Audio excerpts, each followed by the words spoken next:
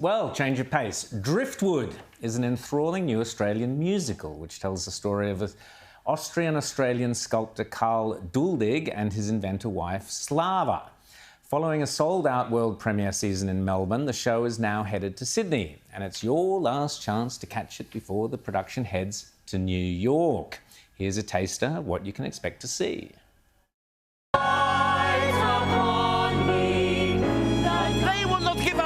To explain, we all have to make sacrifices. Wait! And now beneath the Southern Cross, keep the vision safe and strong.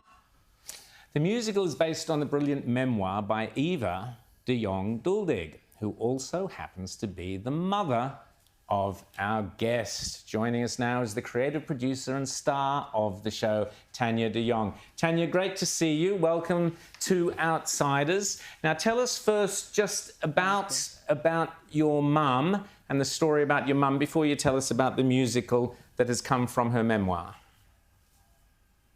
Yes, well, it's sort of appropriate given it's Mother's Day coming up soon as well. But my mum's an extraordinary woman, and she is a Holocaust survivor, and she wrote Driftwood the Memoir back in 2017. And I was just amazed at the story of our family's life. I mean, you know some things about your family, but I never realised the full extent of the losses of our family through the Holocaust. And not only that, but just the incredible invention of the foldable umbrella. I mean, my grandmother invented the original foldable umbrella, which was titled The Flirt, patented as The Flirt, in Vienna in 1929. We always say, well, maybe it was called The Flirt because her and my grandfather used to flirt under the little umbrella. But she was always leaving her umbrella in cloakrooms and on buses and things, and she just came up with this incredible invention.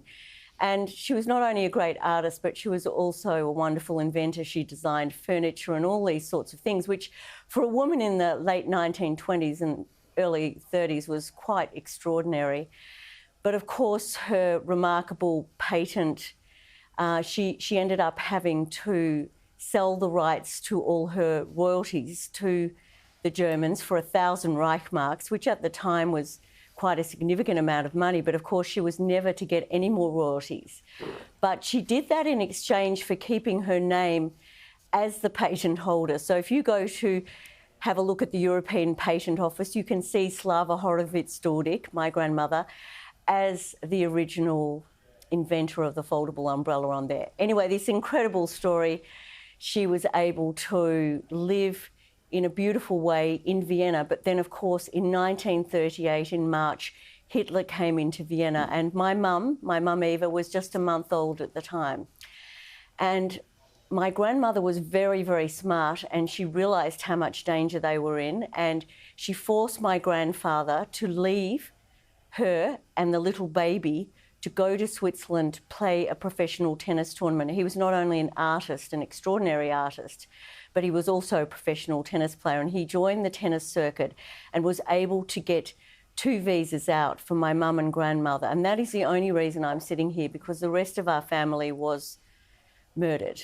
And it's an incredible tale of survival and resilience. I mean, the show is called Driftwood because my grandparents felt like they were driftwood, being buffeted in the ocean, landing on a shore, only to be swept out again back into the water, and never knowing for many, many years where home would be. And of course, home ended up being in Melbourne, Australia, where they rebuilt their lives from nothing and started to create art again and take commissions and so on. It was an extraordinary tale of survival, and a lot of that was because of their art. Their art really helped them to survive this enormous tragedy and trauma. Rita.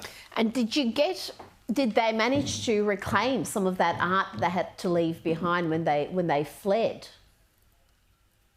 Yes, indeed. And Rita, you came to the show last year, if I remember, and they did indeed manage, through the dexterity of Slava's sister Rella. She married a Frenchman who had come to Vienna to marry and rescue a Jewish girl.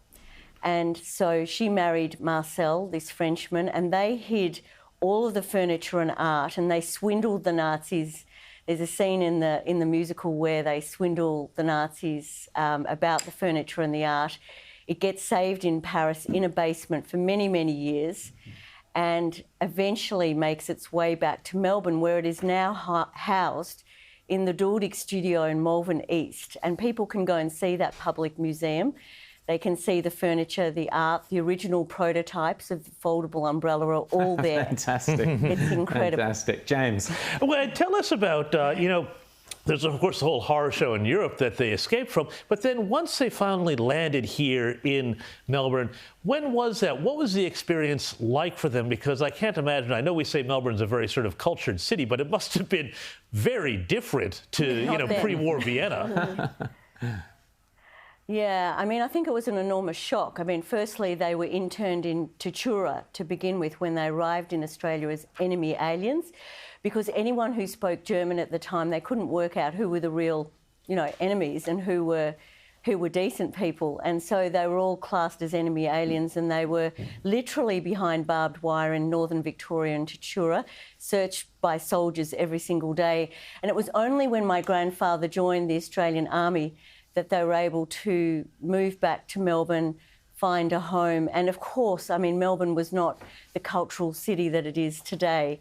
And so coming from a place like Vienna, it must have felt so foreign and so, in a sense, lonely and isolating for them. But they did manage to rebuild their lives, and they started teaching and started creating so much more art. And I think that some of the pain and trauma that they experienced actually informs some of the great works that they created later. My grandfather in particular was commissioned to make an enormous, beautiful monument in honour of Jewish sportsmen who'd lost their lives during the Holocaust, and that was unveiled in Israel in 1968, the Hakoah Monument. And Hakoah means strength. Fantastic. Yeah. Tania, that's what an amazing story, and it's the classic Australian immigrant story. It's a wonderful story, as you said, of resilience and survival. So Driftwood the Musical, you're in it, you're starring in it as your grandmother? Oh no, well there's like 5 incredible performers and 3 extraordinary musicians. There you go, we've got the tickets. And yes. Oh, I urge people, no, not just you, absolutely. So I urge people to go book your tickets now. It's going to be in Chapel off Chapel in May, 3rd to 20th of May, and then in Glen Street Theatre, and then in the Riverside Theatre in Parramatta, and finally the Eternity Playhouse in Sydney. Fantastic work, Tania. Great to speak to you. It looks an amazing musical, and what a wonderful story, Australian immigrant story. Fantastic, of Jewish survival after the horrors of the Holocaust.